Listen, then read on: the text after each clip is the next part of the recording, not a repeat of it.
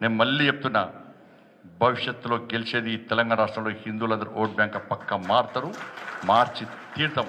నేను ముస్లిం మతాన్ని కించపరచలేను, ముస్లిం మతాన్ని కించపరచలేను, నేను ముస్లిం మనవోళ్ళని కించపరచలేను, ఎవరి ఆలోచన వాది. కానీ నా నరేంద్ర మోడీ డబుల్ బెడ్రూమ్లు ఇస్తే అది ముస్లింలకు ఇస్తున్నాడు, క్రిస్టియన్లకు ఇస్తున్నాడు, హిందువులకు ఇస్తున్నాడు.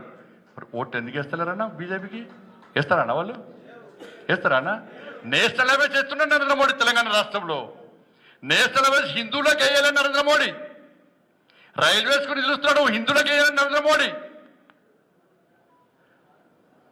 బియ్యం ఇస్తున్నాడు, హిందువులకు వేయాలని నరేంద్ర మోడీ బియ్యం ఇచ్చేది. టాయిలెట్స్ నరేంద్ర మోడీ హోలు హిందువులకు ఇవ్వలే, కమ్యూనిటీలు హిందువులకే కట్టియాలే, 15th ఫైనాన్స్ హిందువులు ప్రాతినిధ్యం వహిస్తున్న ప్రాంతాలకు ఇయ్యలే.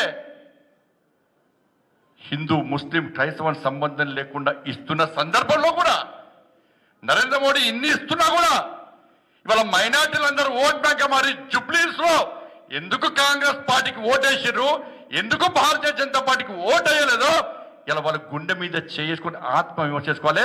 ఎవరైతే వాళ్ళని రెచ్చగొట్టినో మసీదులు కేంద్రంగా ఓటు బ్యాంక్ పార్టీకి చేసి మసీదులకు వెళ్ళి ముస్లింలకు మెసేజ్ ఇచ్చి బీజేపీని ఓడగొట్టండి, కాంగ్రెస్ పార్టీని గెలిపించండి ఇలా ఎవరైతే మసీదులు కేంద్రంగా మౌలానాలు ఇమాంలు ఇలా మెసేజ్లు పంపారో వాళ్ళు గుండె మీద చేసుకొని ఒక్కసారి ఆత్మ విమర్శ చేసుకోవాలి. ఎందుకు మాట్లాడుతున్నా హిందుత్వం? అరే 12% ఒక్కడి ఇస్తే ఏం కాదు, కానీ 80% హిందువులు ఓటు బ్యాంక్ మారుతున్న విశ్వాసం నమ్మకం లేదు. మారుస్తామా లేదా? మార్చాలా లేదా?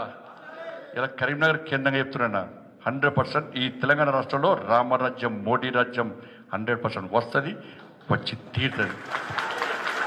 జైళ్ళకు పోయినా హత్యలు జరిగినాయి. కాశ్యాబ్ జెండా కడితే బీఆర్ఎస్ పార్టీ లోపటేసింది. ఇలా కాశ్యాబ్ జెండా అంటేనే కాంగ్రెస్ పార్టీ లోపటేస్తున్నది.